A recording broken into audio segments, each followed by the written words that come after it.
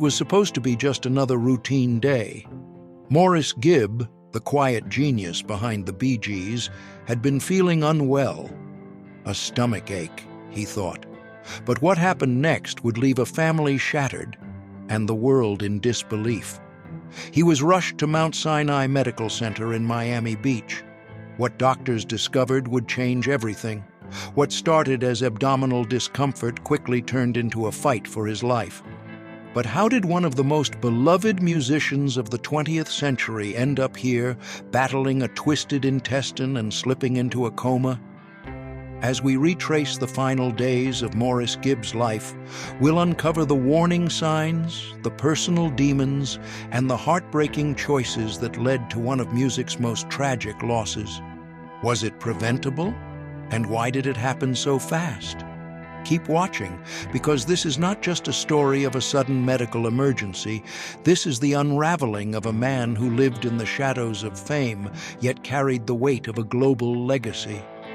Maurice Ernest Gibb was never the loudest voice in the room. Not when your brothers are Barry, the golden-voiced frontman, and Robin with his haunting falsetto.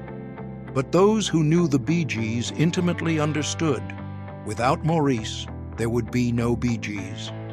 Born on December 22nd, 1949, in the Isle of Man, Maurice was only a child when the Gibb family relocated to Manchester, England, and then to Australia. There, the Bee Gees took shape, three brothers harmonizing like they were born to do it. But Maurice wasn't just the bassist. He was the multi-instrumentalist, the arranger, the problem solver, the emotional bridge between Barry and Robin, especially when egos clashed. Yet he rarely received credit. Why? Was it because he didn't crave the spotlight, or because he preferred to let his music speak for him? In interviews, producers often revealed that Maurice had the sharpest musical instincts. So why, then, did his name so often fall to the background? What does it do to a person? To be essential, but invisible. By the late 1970s, the Bee Gees were unstoppable. With the release of Saturday Night Fever, they weren't just musicians, they were cultural icons.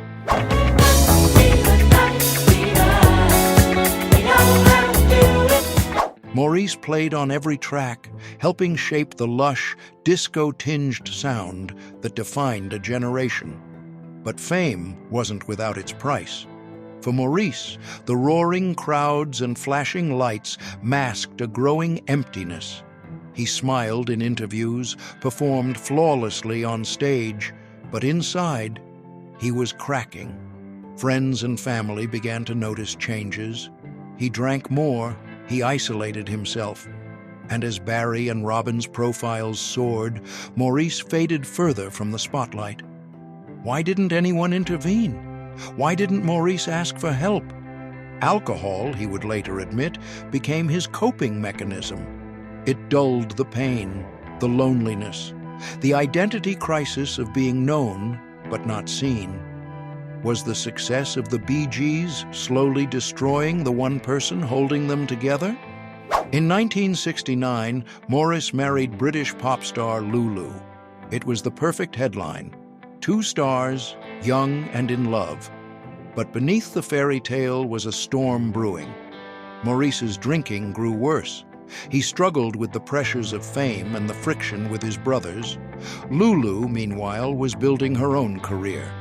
The distance, both emotional and physical, grew wider with each passing year. In 1973, the marriage ended in divorce. Lulu would later describe Maurice as a deeply loving man, but one fighting demons no one could see. The heartbreak was mutual. Maurice never fully recovered from the loss. Could this have been the turning point? The moment when his personal life spiraled beyond repair? Was the cost of love just another chapter in a story already filled with unspoken grief? The mid-70s were brutal. Maurice hit rock bottom. He drank excessively, lost weight, and battled depression. According to close sources, he often felt like the forgotten Gibb, overshadowed by the drama and charisma of his brothers. But then, something shifted. By the 1980s, Maurice made the decision to get sober. It wasn't easy. There were relapses. There were nights of pain and self-doubt. But he fought his way back. And with sobriety came a revival, not just of his health, but of his role in the Bee Gees. Suddenly, he was contributing more, writing, arranging, producing. The Bee Gees began their comeback, and Maurice was at the heart of it. How do you rebuild a life you thought you had lost forever? With sobriety came clarity, and with clarity, love. Maurice met Yvonne Spenceley in the early 70s, and she became more than just a companion. She was his anchor. They married in 1975, and soon Maurice embraced the role he had been missing, husband and later, father. Their 2 children, Adam and Samantha, gave him a new sense of purpose. Family life transformed Maurice. He wasn't just a Bee Gee anymore. He was Dad. He was finally building a world away from the chaos of celebrity. But as much as he cherished home, he couldn't escape his past. Fame had a habit of pulling him back in. The Bee Gees were again in demand, this time not as disco kings, but as respected pop craftsmen. Their songwriting for other artists brought hits for Dionne Warwick, Diana Ross, and Barbra Streisand. And yet, even as Maurice thrived professionally and personally, something was quietly building beneath the surface. Could years of emotional stress and substance abuse have left a hidden scar that no one saw coming? On January 9th, 2003, Maurice called his doctor. He had been having abdominal discomfort, nothing severe, just persistent. He brushed it off, thinking it might be food poisoning or a stomach bug. But the pain worsened. Within hours, it became unbearable. Yvonne rushed him to Mount Sinai Medical Center in Miami Beach. Maurice was admitted immediately. Doctors found that he had a twisted section of his small intestine, a rare and dangerous condition called a volvulus. The intestine was cutting off its own blood supply. Emergency surgery was needed, fast. But something went terribly wrong. During the operation, Maurice went into cardiac arrest. He was stabilized, but he never regained consciousness. For 3 long days, his family clung to hope, praying for a miracle that would never come. Was the volvulus the only cause? Or did something else, years of wear and tear on his body, contribute to the fatal collapse? On January 12, 2003, Maurice Gibb passed away at just 53 years old.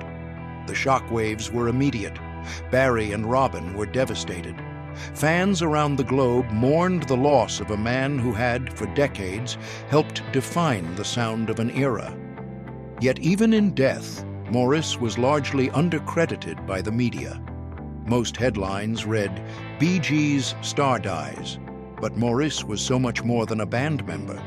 He was the glue, the spirit, the silent genius. Barry, known for his strength, broke down in public interviews. Robin, never the most emotionally open, was visibly shattered. And Yvonne, she was left to raise their children without the man who had fought so hard to turn his life around. Could the world ever truly appreciate what was lost that day? After his death, questions began to swirl, not from tabloids, but from medical experts and close friends. Could Maurice's volvulus have been caught earlier? Was there a delay in treatment? And most disturbingly, did the hospital miss key warning signs? Yvonne eventually filed a lawsuit against Mount Sinai Medical Center, alleging medical negligence. The case was quietly settled out of court. No further details were ever publicly released, but the silence spoke volumes.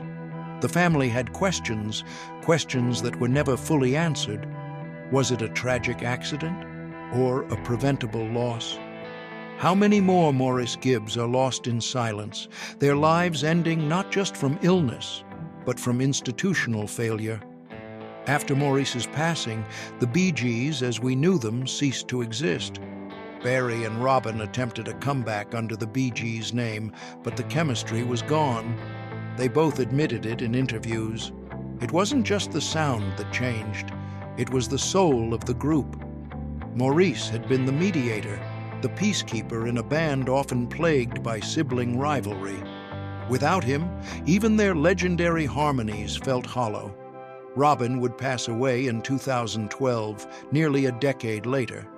Barry, the last surviving Gibb brother, has often spoken of the weight he carries, of survivors' guilt, of grief, and of the sheer loneliness of being the last voice standing. When the music fades, what remains for those left behind? Maurice Gibb may not have chased the limelight, but his fingerprints are all over modern music. He co-wrote classics, played multiple instruments on Bee Gees tracks, and guided arrangements that shaped the very sound of pop. Artists from Coldplay to Bruno Mars have cited the Bee Gees as inspiration, and Maurice's DNA runs through it all.